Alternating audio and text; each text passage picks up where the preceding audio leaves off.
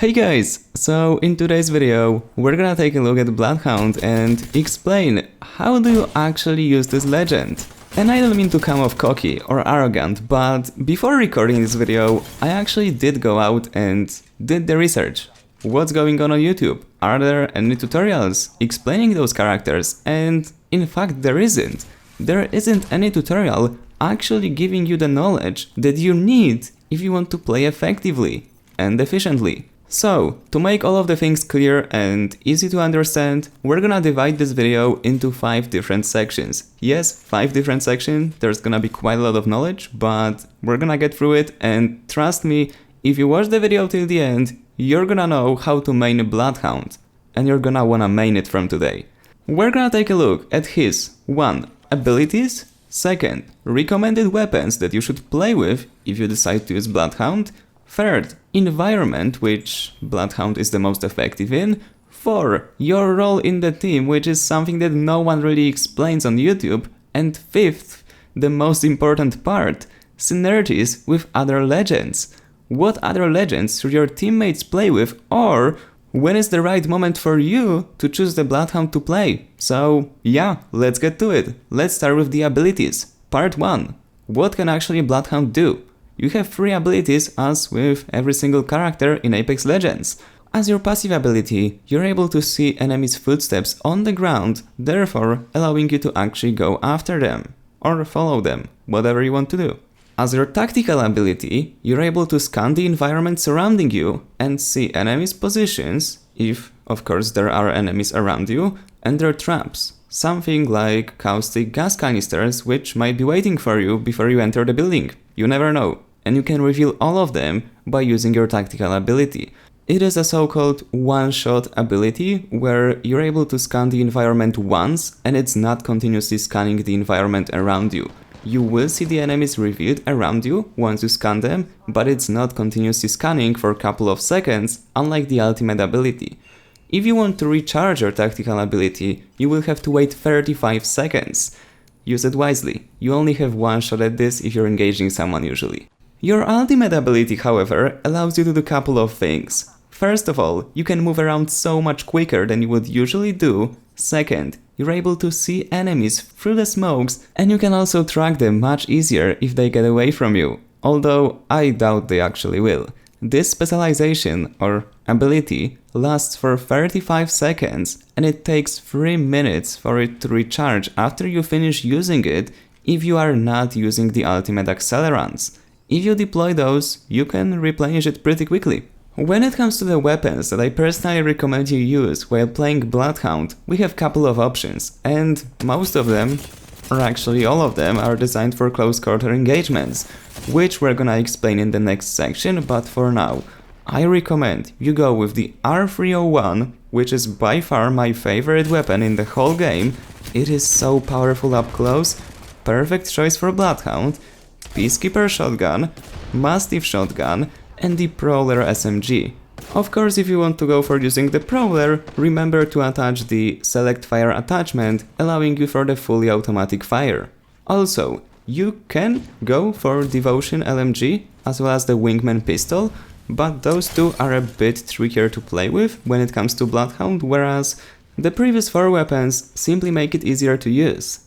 And as a side note, I just want to mention, you can play Bloodhound effectively with any weapon you like, but those are the weapons which I personally found the most effective when playing with it.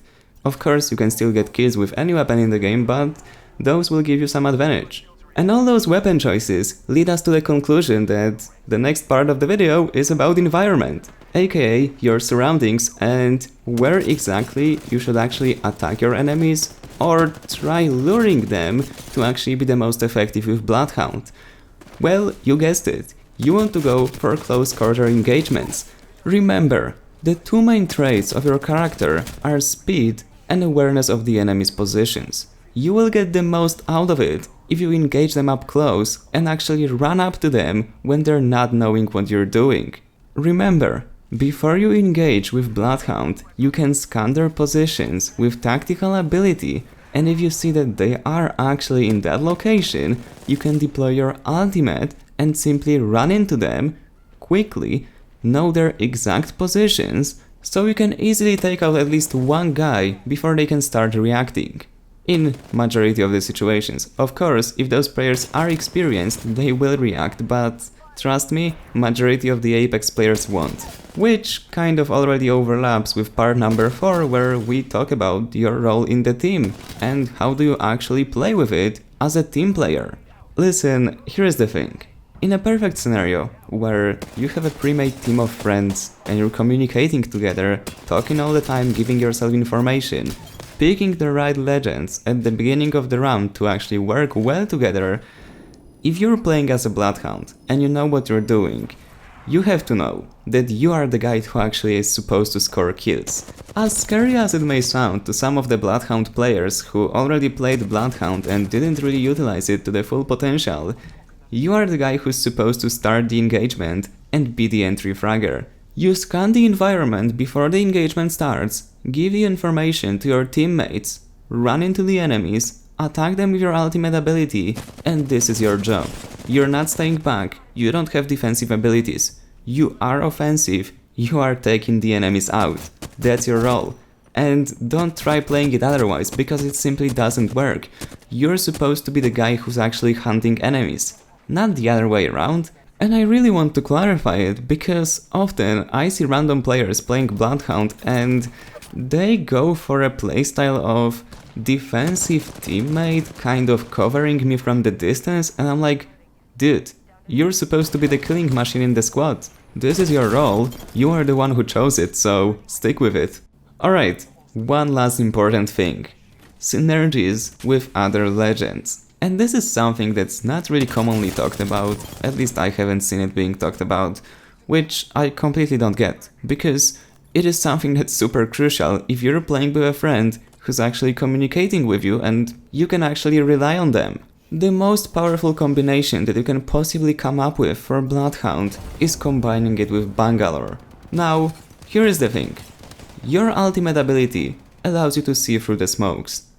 Bangalore can throw smokes. You're probably already seeing where I'm going with it. The most powerful offensive tactic you can possibly use when playing Bloodhound is to literally have a teammate playing Bangalore, shooting smokes into the enemies, and you deploying an ultimate, allowing you to see the enemies through the smoke. Listen, here's the thing.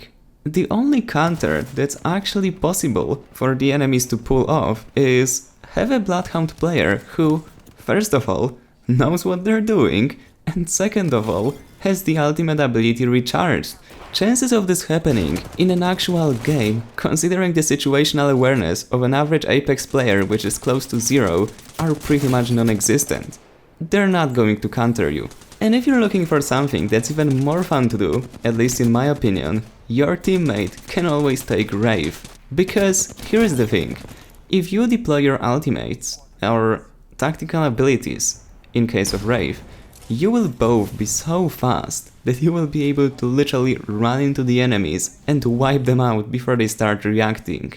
I'm not kidding, this is literally what me and my friend are doing because people don't know what's happening. You get Wraith stacked up with both tactical and ultimate ability, you're also stacked up with both of your abilities, you scan the environment, you deploy an ultimate, Wraith comes in along with you, you tell them the information about the enemy's positions, they're done. And those would be the two most effective offensive combinations which I personally recommend you go for.